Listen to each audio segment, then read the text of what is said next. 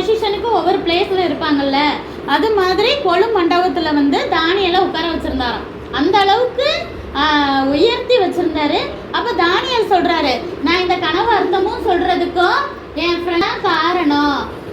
அப்போ ஏன்னா அவங்க தான் எனக்கு ப்ரேயர் பண்ணாங்க, அதனால் தேவன் வெளிப்படுத்தினான்னு சொல்லவும், இப்போ அந்த 3 பேர் யார், அனனியா, அசரியா, மீஷாவால கூப்பிட்டு அவங்களுக்கு ஒரு நல்ல பொசிஷன் கொடுத்து உயர்த்தி வைக்கிறார். ஸ்பிரிச்சுவலாக ஃப்ரெண்டு இருந்ததுனால தானே அந்த கனவுக்கு அர்த்தம் கிடைச்சது. இல்லாட்டி என்ன செஞ்சுருப்பான் ராஜா, தானியால கொள்ள தானே செஞ்சுருப்பாரு. அப்போ ஸ்பிரிச்சுவல் ஃப்ரெண்டு நம்மளுக்கு கண்டிப்பாக வேணும்.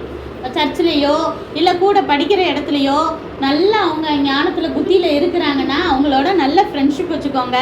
டைம் கிடைக்கும் போதெல்லாம் என்ன செய்யுங்க, சேர்ந்து ப்ரேயர் பண்ணுங்கள், கை கோர்த்து ப்ரேயர் பண்ணுங்கள். சின்ன பிள்ளைங்க யாருக்காவது உடம்பு இல்லைட்டா அப்படி ஏதாவது ஒன்று சேர்ந்து ப்ரேயர் பண்ணுங்கள். ஏசப்பா உடனே கேட்பாரு.